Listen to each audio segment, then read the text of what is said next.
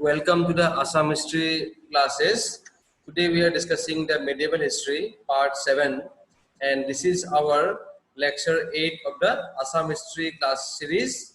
Students, we will discuss today the Ahom administration and especially the Pike system and the reasons for the collapse of the Ahom kingdom and how did Ahom kingdom manage to rule in Assam for 600 years.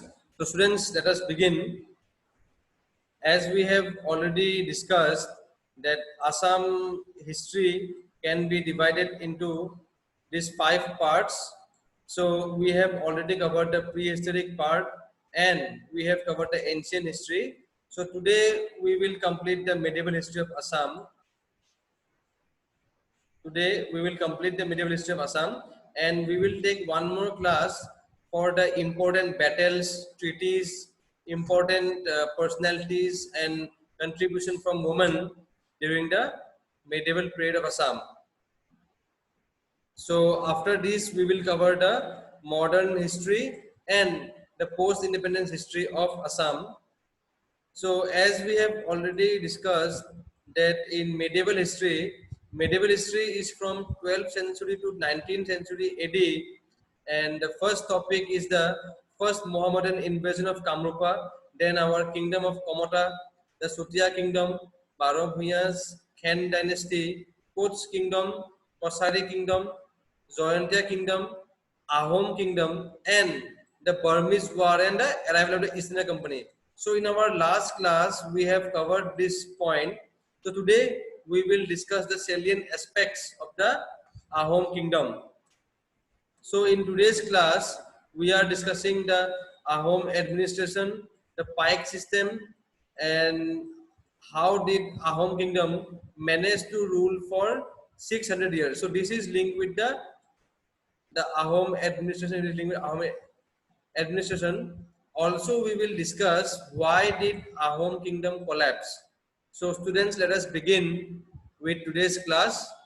So the first topic is the Ahom administration.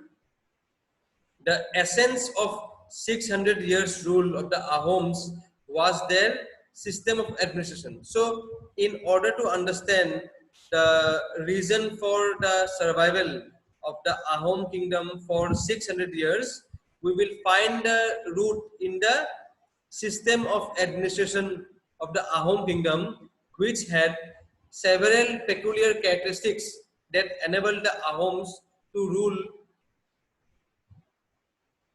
for such a long period of time. And we may classify the Ahom system of government in several heads. Now following are some of the important aspects. Number one, the king. So we are discussing the important points of the Ahom administration, and the first point is the king. The Ahom king is called Saufa or Sorgodeo, as it is equivalent in Assamese Sorgodeo. Here, Chao is given the meaning of king, and Fa means that of heaven, and together it means heavenly king or Sorgodeo. The Ahom government was basically monarchic, though at times the officials overshadowed the personality of a king. That means primarily the government was based on the king, but sometimes, as we have seen in our earlier classes, that officials also assisted or ruled on behalf of the king. The king was the source of all power, the fountainhead of justice, but he had to abide by the recommendations of the Council of Ministers. So we have seen that able ministers like Dunder, Borgohai, Lasit Borfukon, so they assisted the king in the ruling of the kingdom. The right of succession was generally hereditary on the male line, but in case of absence of a legal claimant, the throne was offered to the king's brother or his nearest relative. So the king belonged to a based on the king was decided based on the male line of the succession. That means the male childs were chosen as king However, in the absence of a legal claimant, the throne was also offered to king's brother or his nearest relative. However, here one exception is there, and in APSC exam, this may be asked in preliminary examination that Rudra Singha violated the traditional right of succession by his deathbed injunction that after him all his sons should rule the country one after another. So the Ahom kingdom was ruled by a king who had to be a descendant of the first king Sukafa. Succession was generally by primogeniture, that is, it was by the male line of heirship. But occasionally, the great Gohais or Dangorias could elect another descendant of Sukafa from a different line or even depose and enthrone one. So succession of the kings was basically on the line of the king itself, and they all belong to the descendant of Sukafa. But sometimes the ministers or Dangorias can elect another descendant of Sukafa and select him as a king. The main duty of the king was the protection of his people, and another function of the king was to conduct foreign policy. So protection of the people and foreign policy was the main role of the king.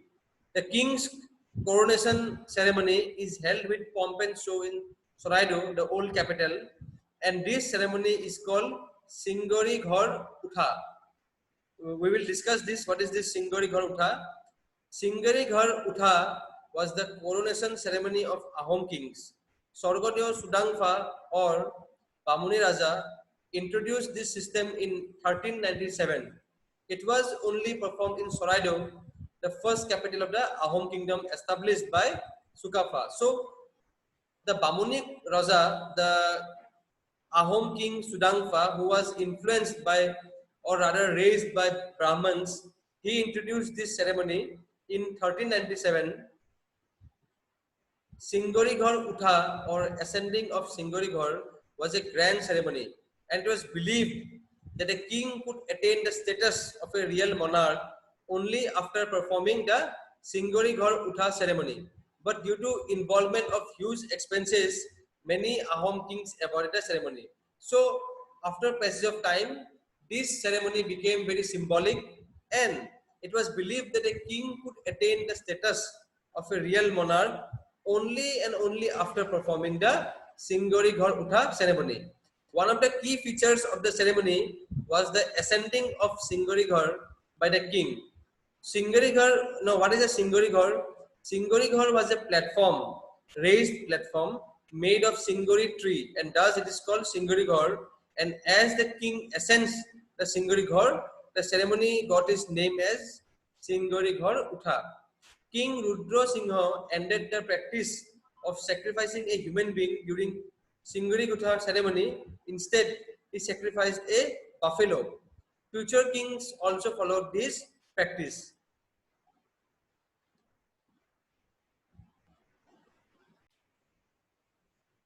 Now the second pillar of Ahom administration, the first pillar of Ahom administration is the king. The second pillar of Ahom administration is the was the council of ministers. Now Sukafa had the first Ahom king. Sukafa had two great Gohais to aid him in administration, the Bura Gohai and the Bor Gohai. In the 1280s, they were given independent territories and they were sovereigns in their given territories called Bilat or Rajya. The Bura Gohai's territory was between Sodia and Gerelua River in the north bank of the Brahmaputra, and the Bor Gohai's territory was to the west of the Burai River. They were given total command over the Pikes they had control. So what is the Pike and what is the Pike system? We will discuss this in our next slides. So the two important ministers, one is Bura Gohai and the other is Bor Gohai, was established by Sukafa. These positions were generally filled from specific families. Princes who were eligible for the position of Sorgodeo were not considered for these positions. In the 16th century, Suhung Mung. In the 16th century, Suhung Mung added a third Gohai, Borapatra Gohai. Now the Borapatra Gohai's territory was located between the territories of the other two Gohais. Then Pratap Singha added two more officers, Bor Borua and Bor Phukon, who were directly under the control of the king. Bor Borua, who acted as the now Bor Borua was the military and judicial head and was in command of the region east of Koliabor, and Bor Phukon was in military and civil command over the region of west of Koliabor and acted as the Sorgodio's viceroy in the west. The Council of Ministers or Patra, the Council of Ministers or Patra Montri consisted of 5 great ministers, the Bor Gohai, the Bura Gohai, the Bor Patra Gohai, and the Bor Burua and the Bor Phukon appointed by the king. So the Council of Ministers consisted of 5 great ministers. So this is an important prelims points that the 5 great ministers are the Bor Gohai, the Burha Gohai, the Bor Patra Gohai, and the Bor Burua and the Bor Phukon. They were individually responsible to the king, and the Bor Phukon, and especially among them, the Bor Phukon was based in headquarters in Lower Assam, and the Bor Phukon had immense responsibility of defending the kingdom by guarding the main gateway of Guwahati on the invasion route from Mughal India. So we have already studied this, that the greatest Bor Phukon was the Lasit Bor Phukon, and Lasit Bor Phukon took the leadership in the great battle of Saraighat. So since Guwahati was the frequent place for battles, the Bor Phukons had immense responsibility. The Bor Phukons had in his court 6 Phukons to aid and advise him in efficient discharge of his functions, and they were the Pani Phukon, the Deka Phukon, the Neok Phukon, and the 2 Chetia Phukons. The Bor Burua had equal status with Bor Phukon, had to be always present at a royal court because he was the chief secretary, chief revenue officer, and the head of the judiciary. All appeals from lower courts lay to Bor Burua. The Bor Burua's jurisdiction extended to all the territories to the east of Koliabor except the provinces under the Great Gohais. He was also endowed with an estate. He commanded 14,000 pikes. The 3 great Gohais had equal status, that is the Bor Gohai, Bura Gohai, and Borpatra Gohai. One of them was appointed as Rajmantri. On all occasions, their concurrence regarding important affairs was indispensable. So, on all occasions, nearly in all occasions, their concurrence, that is their all agreement should be agreed. All the ministers should be agreed. The great Gohais, they proclaimed the monarch and could depose him in the event of incapacity or great delinquency.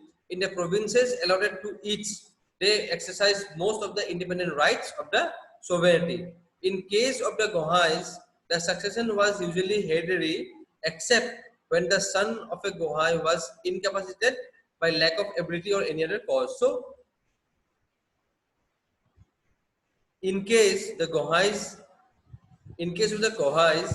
the succession was usually hereditary. That is, after the father, the son becomes the Gohai, and except when the son of the Gohai is not capable or able, then exceptions are made. So this is given in details regarding the Council of Ministers. Students, please make a note of these points because these may be asked in the prelims as well as mains examination. Now we will discuss the Pike system or the Khel system.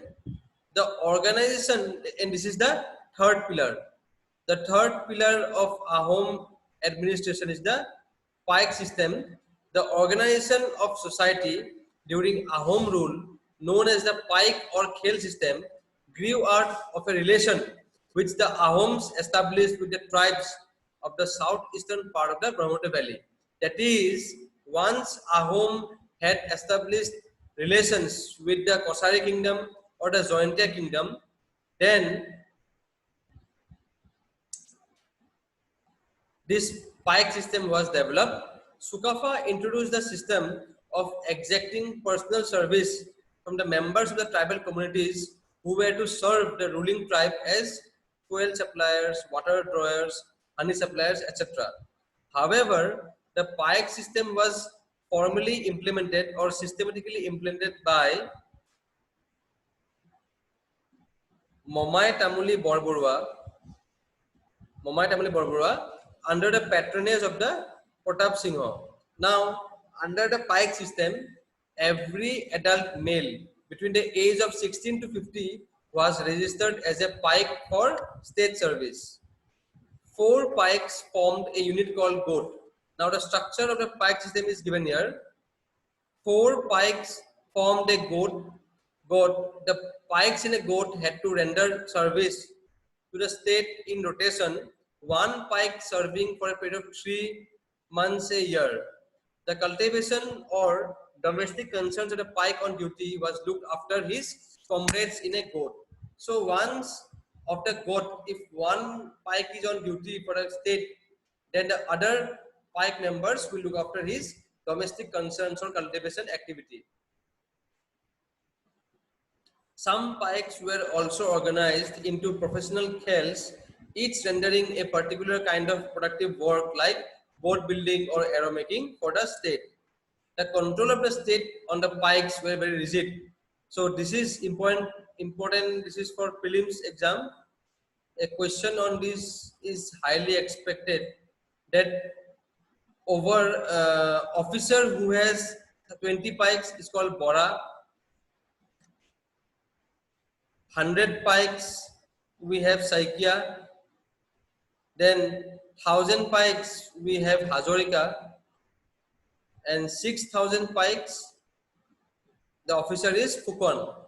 So Bora, the officer called Bora had 20 Pikes, officer called Saikia had 100 Pikes, officer called Hazarika had 1000 Pikes, and officer called Fukon had 6000 Pikes. Now coming to the military system, which is the 4th pillar of the Ahom administration. The Ahoms who made their humble beginning as in the Sukafa attained high watermark due to military strategy. In the early days, the king entirely dependent on the 3 Gohais for success in war. The Ahom army mainly consisted of infantry and elephants. So this is an important point, that Ahom army mainly consisted of infantry and elephants. Moreover, the Pikes constituted a standing militia which could be mobilized by the Kheldar in times of war. So Kheldars were in charge of the Pikes or the Khels, and in case of war, these Pikes could be used as a militia or a military, and they can be mobilized by the Kheldar officers. In war strategy, open encounters supplemented by guerrilla warfare. So the Ahom used open encounter as a military strategy along with guerrilla warfare. Also, the Ahoms had an efficient navy and able espionage system through which king could eye on important matters of the states. That is, our modern day, you will know, students will know that there is a pukuri called Digoli Pukuri, and here it was used as a naval dockyard because Guwahati was frequently attacked by the Mughals. So a naval dockyard was placed at Digoli Pukuri, and the Ahom had a efficient navy. Law and justice, the 5th pillar of Ahom administration. So in civil matters, Hindu laws expounded by the Brahmins have been generally followed during the later days. That is, after subsequent kings, during later age of the kings, Hindu laws expounded by the Brahmins have been followed. The chief judicial authorities were Borburua and the Borfukon in their respective provinces, and trials were conducted before them. So the chief judicial officers or authorities were Bor Borua and the Borfukon. Now the revenue administration under the Ahom kingdom, according to the laws of the country, the land and the subjects were equally the property of the state. In Upper Assam, Pike system were enforced and hence no need to pay the land revenue in cash. So in Upper Assam, the Pike system was strongly enforced, and as they served for the king, there was no need to pay the land revenue in cash.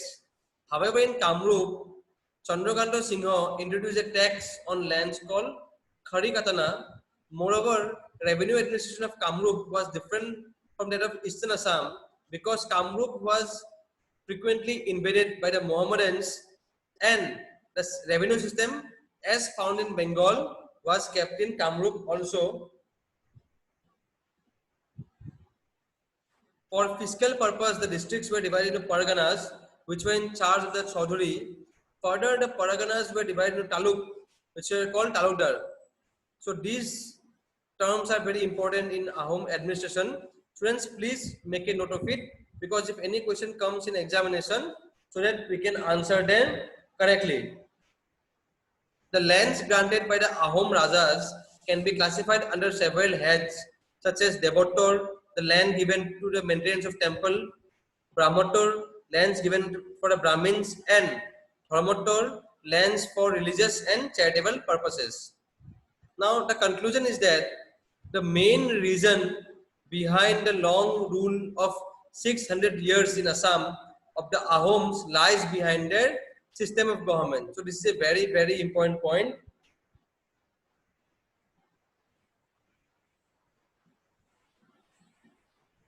Every characteristics of the Ahom system of government enable the king to maintain law and order in proper way. And it is because of this reason, on the strength of the system of government, military strategy and efficiency of the army, the Assamese earned the credit as one of the few races in India who could stem the tide of Mughal conquest. So the Mughal could never conquest Assam. It is only because of the system of government, military strategy and efficiency of the army during the Ahom rules. Also, the Ahoms maintained a cordial relations with the neighboring hill tribes. Although during the later days of the Ahom rule, they did not pose effective threat towards the Burmese invasion, and thus Assam became under the control of the British.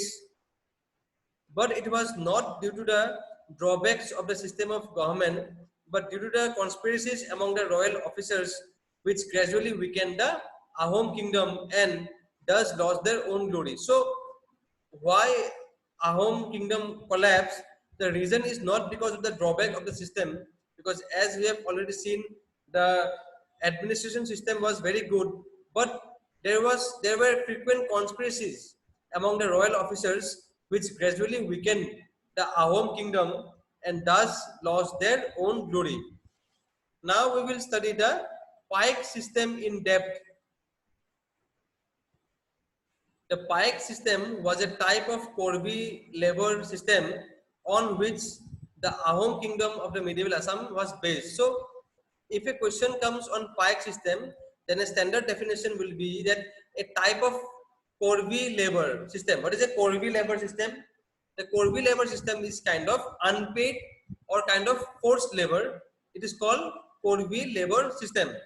It is believed that the system is based on the Southeast Asian legacy the Ahoms brought with them in 1228. However, the mature structure as it was seen was designed by the Momai Tamuli Borborua in 1609. But it is also important to note that one of the major reasons for the collapse of the Ahom kingdom was this Pike system had outlived itself by the 18th century itself. Every male in the Ahom kingdom between the ages 15 and 50 who was not a noble a priest, a high caste, or a slave was a pike. Now, who was a pike? Every able-bodied male between the age of 15 and 50 who was not a noble, a priest, or a high caste or a slave. The pikes were organized into 4-member groups, each called a goat. Now, each goat sent one member by rotation for public works like building roads, etc. The other members of the goat took care of his land during his absence. All lands under rice cultivation belonged to the state. In the 17th century, the pikes were grouped into the divisions called khels. The top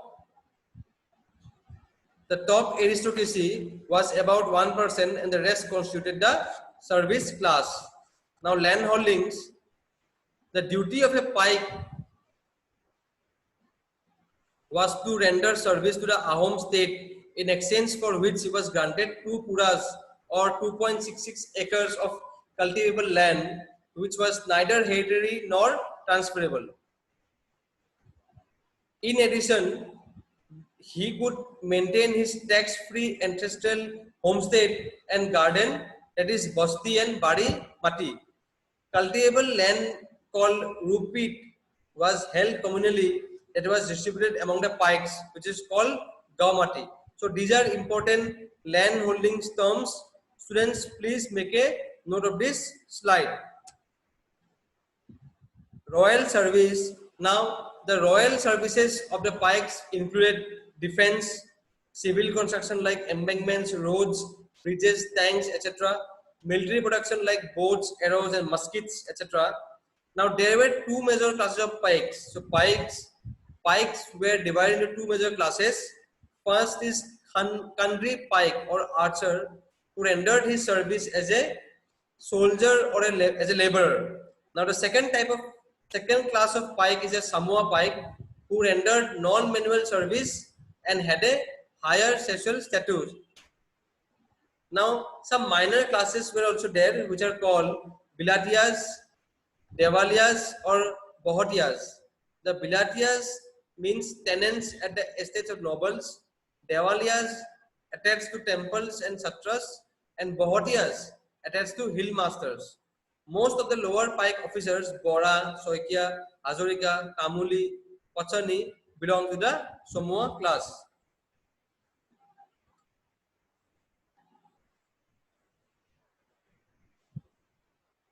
Now, in terms of war, a second or third pike from the goat could be asked to render service simultaneously. As before, the Gaumati was tendered to by the remaining pikes of the goat. Now, this ensured that economic production did not suffer when a large section of the population was not involved in it, and contributed to the resilience of the Ahom kingdom in the 16th to the 18th century. Now, organization of pikes. So now coming to the organization of the pikes. The pikes in their points were organized under khels according to the locality in which they belong. So there are groupings of pikes called khels, and these khels were organized into points. Mumai Tamuli Borborua reorganized many such khels functionally according to the specific service the pikes in the khels rendered. So thus, some of the khels were similar to professional or trade guilds. Khels were further organized under a mel or a dagi. So this is again the subdivision of the pike system. Now here this point is again we are repeating because this is very important.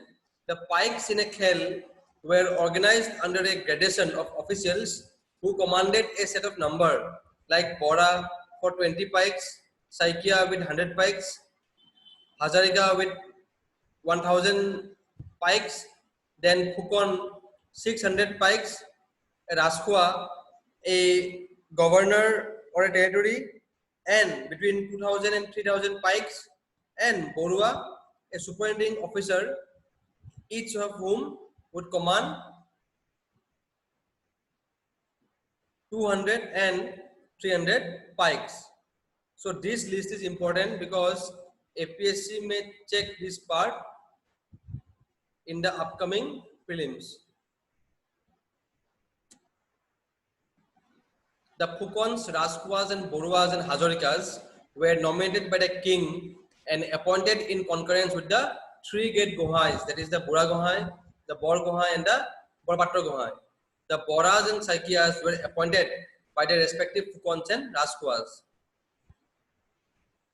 Now coming to the Ahom justice system, the Ahom justice system was also based on a Pike system. Each Pike official offered justice to the Pikes and each appeal was heard by the next higher officer in the Khel system. Now, what were the challenges to the Pike system? Let us study that.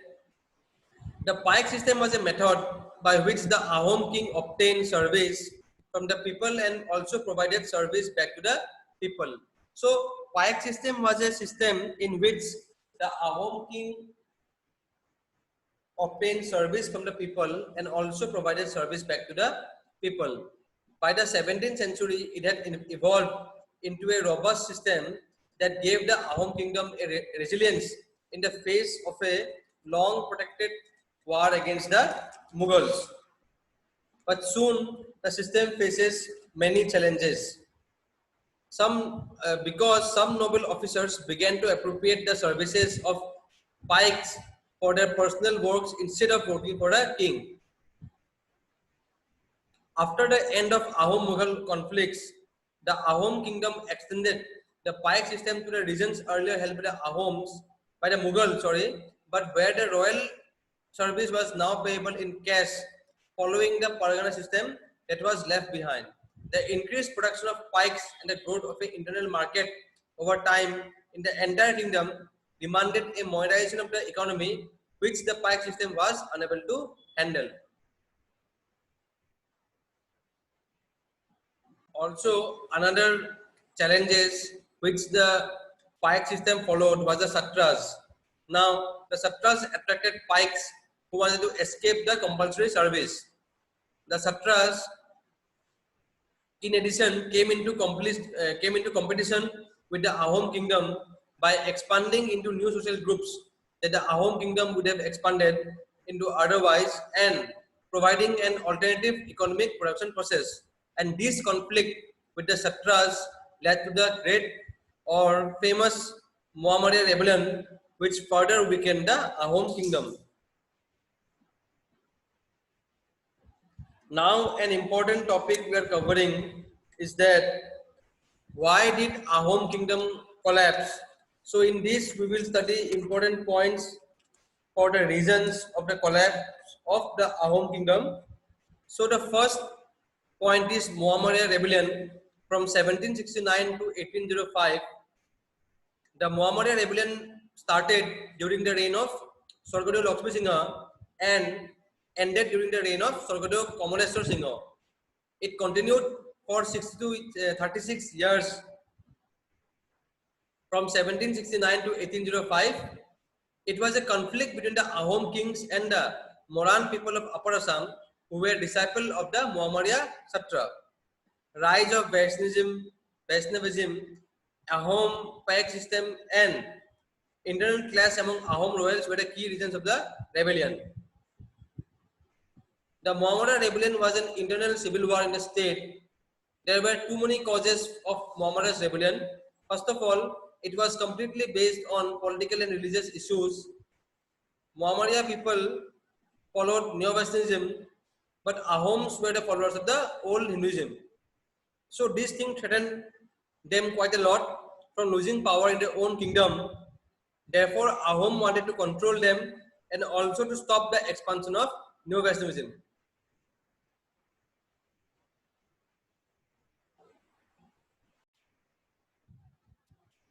Now coming to the next reason for the collapse of the Ahom kingdom is the spread of Ek Saran Nam Dharma. Now Mahaprabhu Srimanta Hankodev established the Ek Saran Nam Dharma in the 16th century.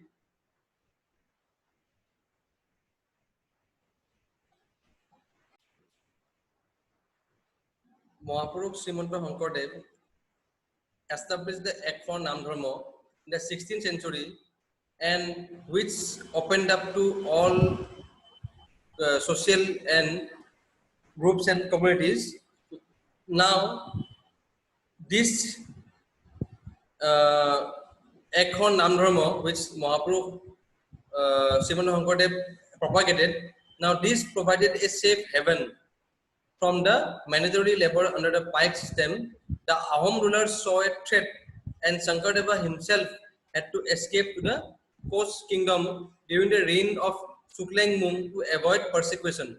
A later king, Pratap Singha, demolished the Kalabari and Poruabahi Satras, and his successors followed a similar policy of oppression. Now the next important reason of the collapse of the Ahom kingdom was the Dundia draw or Dundia rebellion. Now the Dundia rebellion was a late 18th century uprising against the Ahom kingdom in the Borfukon's domain. Now the rebellion was headed by Harodotto Bujor Borua. So this topic we will cover in our next classes, the important rebellions occurring during the Ahom period. The Ahom kingdom emerged from these rebellions much weakened. So this is one of the reason for the collapse of the Ahom kingdom. Now the next important reason was Bodon Chandra Borphukon. So Bodon Chandra Borphukon was a power-hungry person, and he conspired to remove Punananda Borgohai, Punananda Buragohai, and thereby he invited the Burmese king to attack Assam, and hence it began the Burmese invasion of Assam. Economic crisis. So by 18th, 19th century, the Ahom kingdom went a very weakened state economically, and at that time, and this weak economic state led to the military weaknesses, civil war, and the Burmese invasion. So the sixth cause of the fall of Ahom kingdom was the Burmese invasion. We have covered the Burmese invasion thoroughly in our last class, so I will not go again thoroughly. So students, please note down the points, very important. And finally, the arrival of the British from after the Treaty of Yandabu in 1826. So now another important question which comes to our mind is that how did the Ahom kingdom manage to rule for 600 years? So some of the important were the powerful council of ministers, where the Ahom kingdom had the 5 ministers, that is Bura Gohai, Bor Gohai, Bor Patra Gohai, Bor Borua, and Bor Phukon. Then the culture of tolerance and respect towards others, and lastly decentralization. So these were the important reasons how Ahom kingdom was established for 600 years.